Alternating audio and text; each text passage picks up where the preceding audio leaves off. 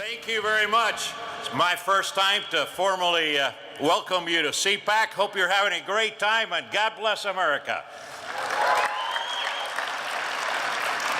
Ladies and gentlemen, this is the place where big ideas can be fearlessly discussed about our future as individuals, and our future as a nation. But as Americans, we're feeling as if we're losing our identity, our exceptional and unique character. Our fundamental values are being threatened every day by a government that's got little respect for the hardworking individuals like you. My parents lost their homeland to a communist despot. America opens its doors to us, and we arrived in 1960, full of gratitude by living our dream, being in the greatest nation on earth. Back then, America was easy to understand. The American family was our country's greatest strength. Raising our children right was our top priority. Patriotism was expected. Respect for our neighbors, places of worship, and our workplace was more important than how many cars we owned or what designer shoes we were wearing. Our heroes were John Wayne, the American astronauts, Mickey Mantle, Lucille Ball.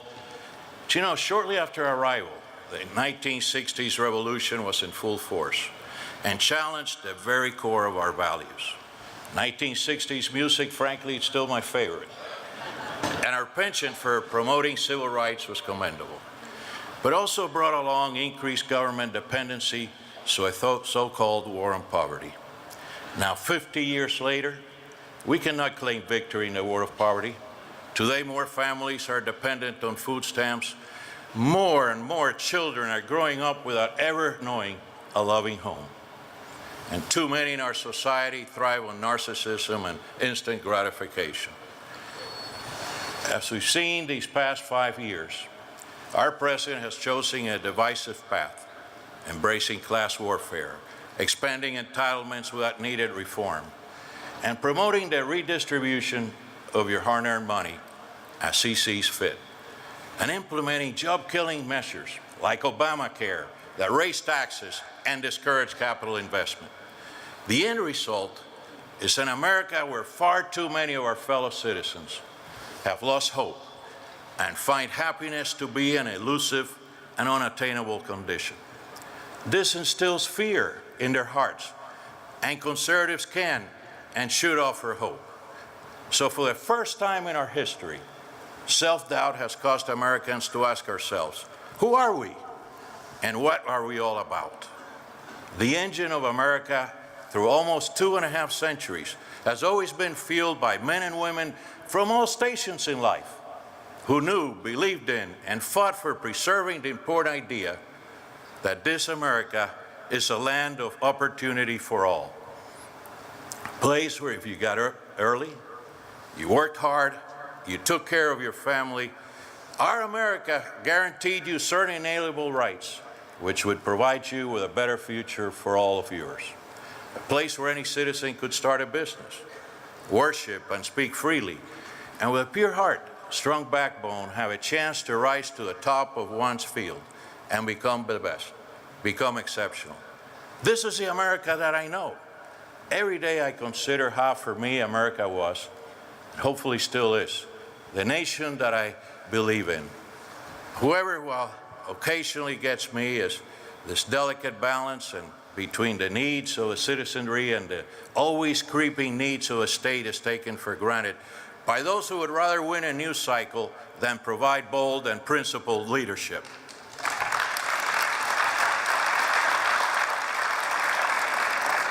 Let me share with you, if I may, my story. Think about your priorities while you were growing up. Friends, sports, school, maybe a sweetheart. You pledged allegiance to the flag every morning and traded sandwiches at lunchtime. You thought about the future or what you wanted to be.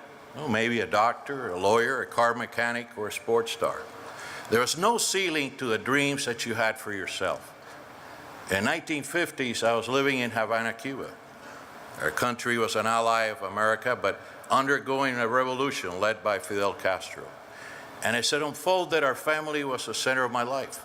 We operated a family-owned business, went to church, celebrated holidays together. I went out to play sports with my friends and came back home to a loving home. And in what felt like an instant, the life I loved in Cuba turned into a nightmare at the hands of a dictator. Under Castro, the careless life of a 12-year-old suddenly became one plagued with worry for my family and friends. I was racked with despair at a young age to see the hurt and the pain that filled our days as Castro's agents murdered friends and destroyed our livelihood. We're forced to surrender the business my family built by hand. My grandfather put 40 years of hard work into his business, only to have it taken away right in front of his eyes, my eyes. The homes that provided us with shelter became government property. We lost our right to speak up. We feared for our lives. We couldn't openly express our religion, but privately turned to God to lead us to safety. Our prayers led us to America, a place of hope, a place of optimism. The government took it all. We fled our homeland to go to a place beyond our dreams, and sure enough it was. Our newfound freedom gave us a chance to start again. I've witnessed the horrors of a too powerful government, and my parents lost the country because of it.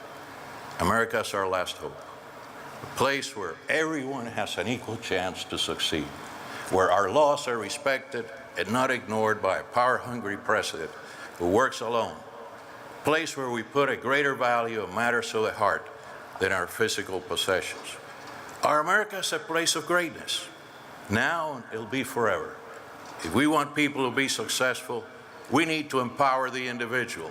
The government doesn't create jobs. It's a private sector. It's hardworking people. It's a free market.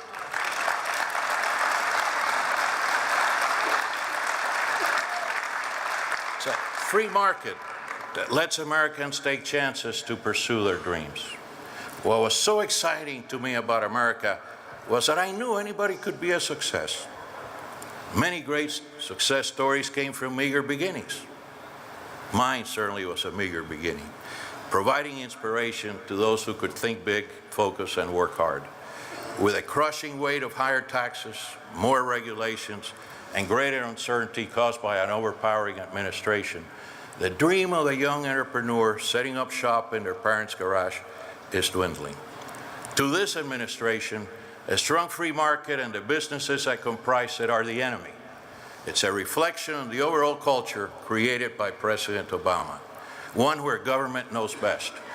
We're treated like subjects, pawns in a game of chess where our privacy, religious beliefs, and rights are fair game. You take the little sisters of the poor, who are subject to defend their religious beliefs on a public stage, when forced to comply with the strangling mandates of Obamacare. We've reached a tipping point where religious groups are forced to act against their beliefs and are ostracized for disagreeing with this overwhelming government. We must stand against this dark loss of freedom and growing expansion of government. I've seen this dark road before, and I know firsthand the risks that come with entrusting too much power on the hands of bureaucrats. But we have the power to change things, to create a bright future for our children and our grandchildren. As conservatives, we know the solutions lie within our own belief in limited government and individual empowerment. And as conservatives, we must recognize that success only comes when we focus on the biggest threats to our freedom and our liberty. And our biggest threats are not coming in the form of other conservatives. The biggest threats to our country are coming from liberals. And if we are to effectively battle the... Thank you. Thank you. Thank you. You know, if we're to effectively battle the forces that endanger our country, we must not battle each other. Our passion and our energy is best used against those who seek to expand government. We have far too much work to do to spend one more minute caught up on the internal workings of our movement. We must unite. Thank you. Thank you. And work together to provide the solutions to our country. Think of us without the freedom to organize politically. I know them. How would they use the opportunity we're so fortunate to have in this conservative movement? The American Conservative Union believes that Americans are desperately seeking hope, searching for a more powerful movement that addresses the challenges our country is facing with bold, time-tested principles, in a confident and determined manner, with solutions, optimism, and a vision for a better tomorrow for all. We've gathered here today at CPAC to celebrate and fight for those values that brought us together as conservatives. We've come here to take back America, and God bless you. Thank you very much.